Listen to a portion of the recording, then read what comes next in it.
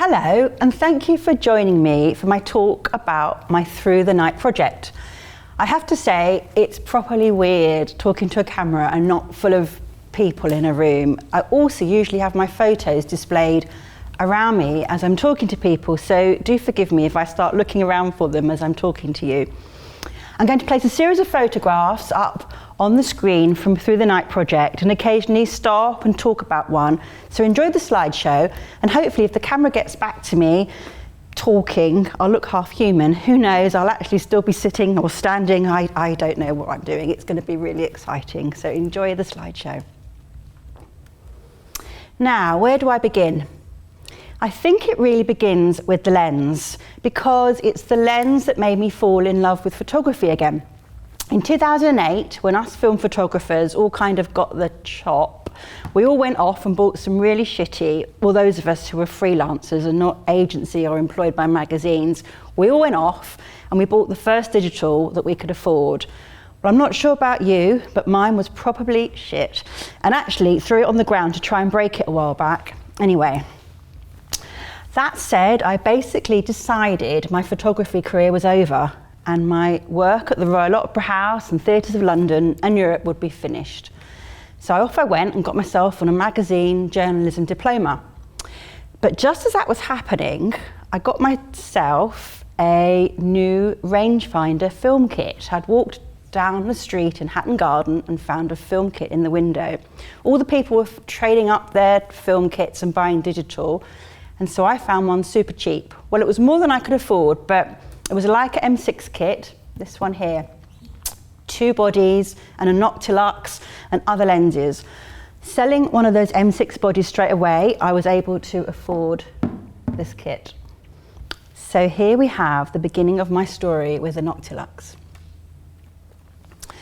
A lens that was made in Canada in the 1970s, this f1 50mm was completely mind-blowing. And I discovered that when shooting a job, well, the first time I used it was not quite a job, it was an invitation from a commission job with Country Life, where I used it in daylight and loved the kit. The whole kit with the lenses, my 35, my 75, etc. And then I was invited to photograph an historic motor racing event at Spa in Belgium. With this M6 and the Noctilux, I was almost shooting blind, because the race started at 6 p.m. and finished at midnight.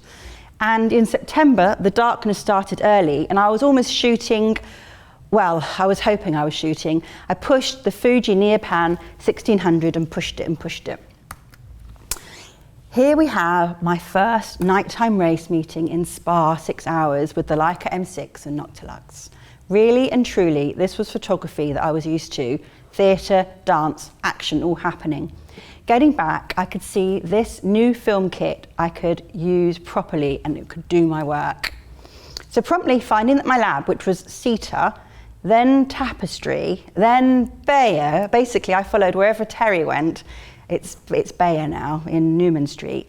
They processed and scanned, and in a day or so, boom, who needed a digital camera? The following year, at another historic race meeting, I was invited to photograph the Monte Carlo Historic Rally. Again, not a commission, so feeling positive, sort of positive, I asked Leica if they could lend me their new digital camera. To my delight, I was allowed to test out their new M9, and along with my Noctilux, I discovered I had the perfect weapon. Here we have a gorgeous gentleman, a flying Finn, Rana Aaltonen, at 3 a.m. in the morning, in Valence before the start of his stint. Rana was so surprised to see me with the camera and asked if I wanted him to pop his map reading light on. Yes, yes, yes, I said, please. And voila, the photograph makes me so happy. And this was shot in 2009. So today, we are still friends. He always said, if you're around at 3 a.m, then there's something to know about me.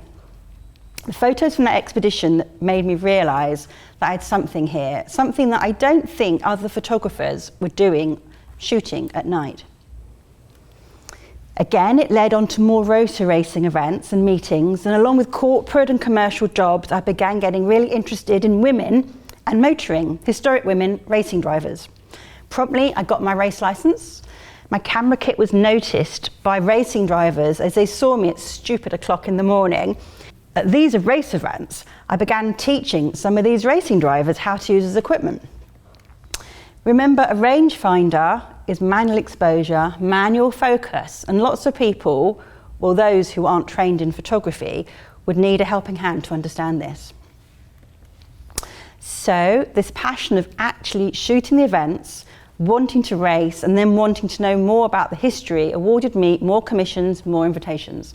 Some paid, some personal, and slowly the project began to take shape. My next Spa 6 hours race, I shot again with the Leica M9, and of course, my trusty Nocti. And to this day, I think I have the two favourite photographs from the whole of the series.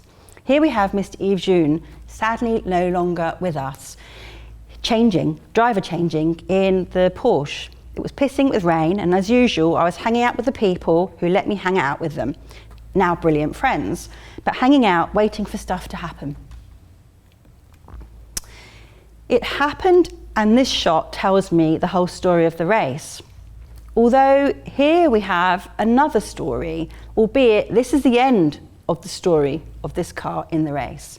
This Aston Martin Project 24 had blown up, and I catch the drivers all scarpering to see what is to be done. It blows up, and finally nothing is to be done except retirement. However, I think it was at the Le Mans 24 Hours 2013 where I decided I needed to think about this seriously as a project. One of the drivers in the team I was friendly with didn't make it back, and I had to make a decision. Do I carry on shooting the race, or, well, actually, the decision was made by everyone around me. They all continued racing, so I was to continue shooting. But it was at that moment I decided to make the project black and white. So if the colour of Mr. Yves June's here was to be abolished, then so be it. All black and white it became. And anyway, who was to say I wouldn't use Fuji Neopan again?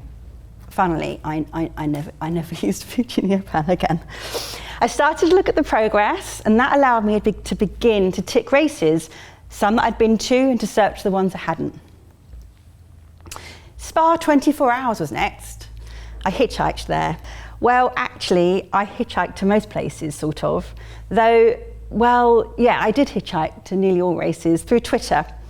And I really did get myself to Spa on my own. I'd been there twice already, knew the format, knew the layout, knew the circuit. Camping, security, safety, circuit, press team. So Spa 24 Hours next, and it really did become something of a task, as that was a hard race, and getting home was even harder. I mean, I lost my bag somewhere, and I reported it missing with the police. And when I got to my hotel in Paris, where I told the police I was staying, there was already a message waiting for me that my bag was on its way to me. So somebody in Spa was amazing. It wasn't my camera bag, thank heavens, as that was literally padlocked across my shoulders. Actually, that's been my only time that I've ever mislaid stuff on a trip. What next? Oh yes, I wanted to do the Nürburgring 24 Hours. That was a race I hadn't visited yet. I went twice to this race, both invited by the tyre company running the Porsche team. On the first time, it was an invite only, and on the second time, I wanted to be paid, so promptly asked Elizabeth at Black and White magazine if she would publish my photographs, and she said yes, but without too much motor racing. Go to a motor race without motor racing. Actually, that doesn't sound silly, because at the Nürburgring 24 Hours, it's more of a lifestyle, and it was possible to do. Everyone gets there 2 weeks before, sets up their tents at the Adenauer Forest, and becomes a little village on its own. Setting up bathrooms, strapping chairs to the fences. To be first, it happened to be the German World Cup, and that was allowing all these DV sets to be around everywhere. The whole photo story was really good on lifestyle, and Elizabeth would really be happy with me. I think this project was a complete project, or at least I was happy with the results. My Noctilux had been my constant companion, and I travelled through the Leicas from film to digital. I was ready to compile this into one, and then I created a book and started to tour it as an exhibition. Through the Night was born. Then I realised there was more. There was more going on, and I think I wanted to add to it. I'd already made the book, but I wanted to add to it. And I reverted back to the days of theatre and dance and opera when I worked with Opera Estate in Bassano da Grappa. I'd always visited Venice, so for the past 16 years, for 2 weeks a year, I worked in Italy and decided to think of a new project to do with nighttime in Italy. The Rialto Fish Market in Venice was next up, and once again called up Elizabeth, Black and White magazine, to see if she'd have a story. I would do the carnival for my Getty pension fund, got to keep filling that up, and the fish market would be my personal project. So it began, the next subject of my work, the Rialto Fish Market. Perhaps I'm calling this Before Dawn rather than Through the Night, as I have an idea for the dairy industry in the UK, but it's all really through the night, I suppose. The Rialto market was a different way of working completely, so opposite to the on-guard, fast-moving motor circuits. This was patient and really allow from invitation from the stall holders. I needed their permission, just to allow me in visually. They always get photographed by tourists. And so for me to go every day for a week, I needed to assure them I was honouring their craft. I arrived just or before they did, around 5:30 each morning, and took a coffee at the €1 coffee stand. And I watched them and shared with them photographs of what I've been photographing, so they could start to appreciate my presence. Until one morning, a stallholder wished me "Buongiorno, signorina," and that made everything just perfect. I had been accepted. So I wonder what photos I've missed on this little talk that I've been talking, and I want to go back and tell you about. So let's have a look. This one, Le Mans 24 Hour, the Aston Martin race team. It's like a theatre set. They all jump on, the car comes in, crew comes out, actors change their driving positions, and they all go off again. You've got to keep looking behind you because there could be another car coming in. So it's a really fast action moving shot, and this was definitely making the cut for the book.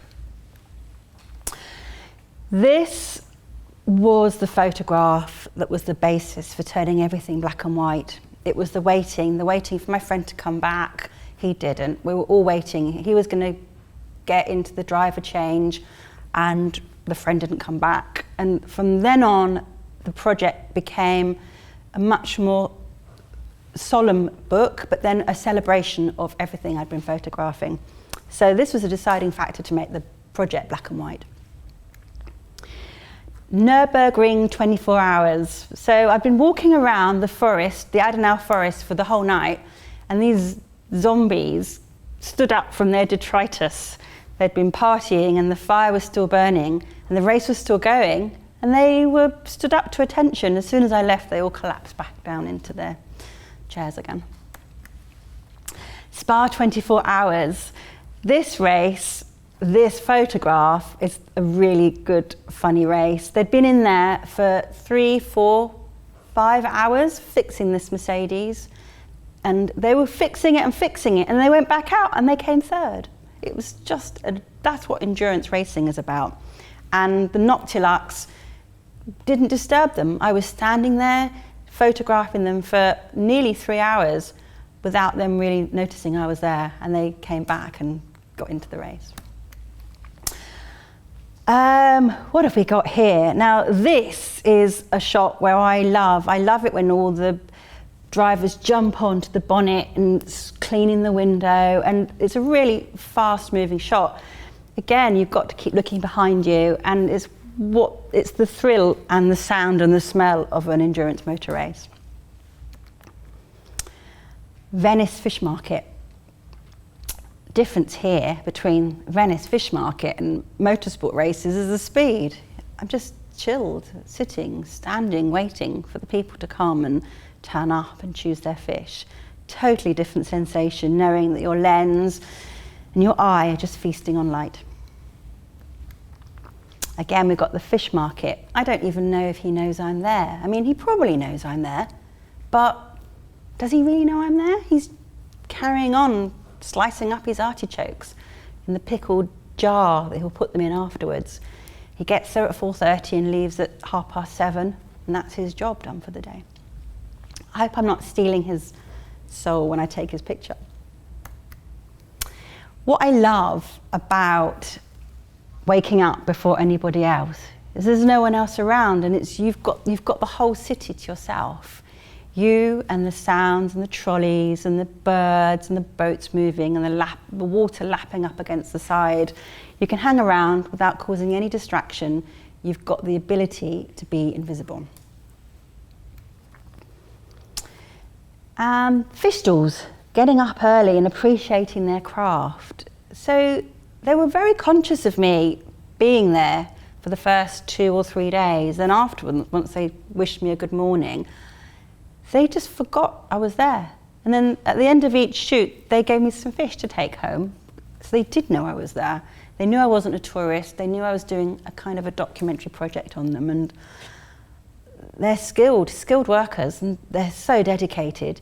And you don't get employed to be in the fish stall. It's inherited. It's like being a gondola rider, but it's the same as that. It's passed down through the generations. So we've got here Le Mans 24 Hours again, and this is an LMP2 car. So it's not the top class of car, but again, it's the second tier. There's slightly less people around this car, around this garage, slightly less people always festering around the car. So you get a touch more time, such as 5 seconds more, maybe. So you've got to be quick. The car's steaming. It did go out, but it didn't actually finish the race. North Life Forest. You see all the chairs being strapped. Everyone wants to get on to the race circuit first of all. And you think that's completely mad, but then you realise they need to be there because they need to watch the race. There's so many people. They want their bit at the stand. And walking around, my survival kit contained, I've narrowed it down to literally sugar, water, and good boots. You just need lots of snacks as you're walking around, and then you realise those people sitting on these chairs at 5 in the morning have got their snacks all around them, and you think, yeah, I've got my snacks too. So I've got some portraits coming up, and I think out of all the work that I do, I love portraits. You get to see you get to see who they are, and you get to see the story of how they've been working and their passion and their dedication to the race or their craft, and you get the whole atmosphere in one face. I've got another portrait of the fish market. So he knows I'm there, but he's sort of looking away. Don't know if he's looking at his collies or doesn't want me to photograph him, but he doesn't mind me photographing him. But he's happy, and I'm sure that when I showed him the photographs, he was sort of quite embarrassed that I took a photograph of him, but I quite like these photographs of the fishmongers there at the market. And then when I look at all the empty scenes of Venice, it reminds me of theatre sets. Just empty, the calm before the storm, and the light and the camera just keeps feeding through, and it's always available. The light is coming through. That was at 4:30 in the morning, and the light that they can get into that lens is astonishing.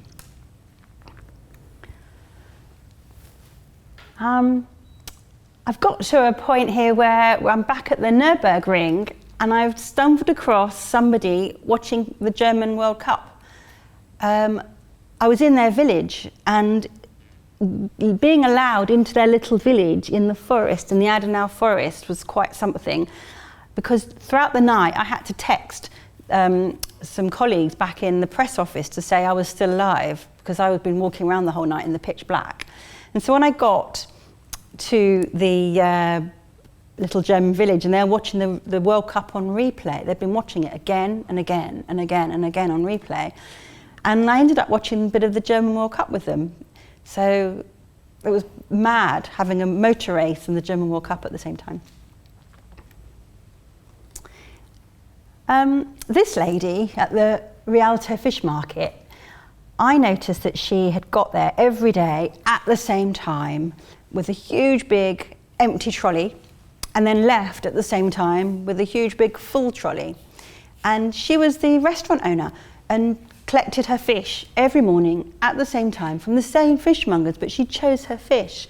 And at first she didn't want anything to do with me, and then by the Friday she started telling me about the fish that she had chosen and the menus that she was making. Now her Italian was really husky and deep, and I made sort of this pidgin Italian language with her of making some menus. So she showed me how to make some fish dishes. So this lady probably sums up the project. And here we have it, the same lady, the same feet. She's been going there for years and years. I don't know how many years she'd be going to that fish market, but if she keeps going to that fish market again and again and again, I can keep carrying on doing my project whenever I want to and get up silly o'clock in the morning to continue it. Thank you. Well, I think I've finished my project. If anyone wants to ask some questions, you're more than welcome to. Thank you.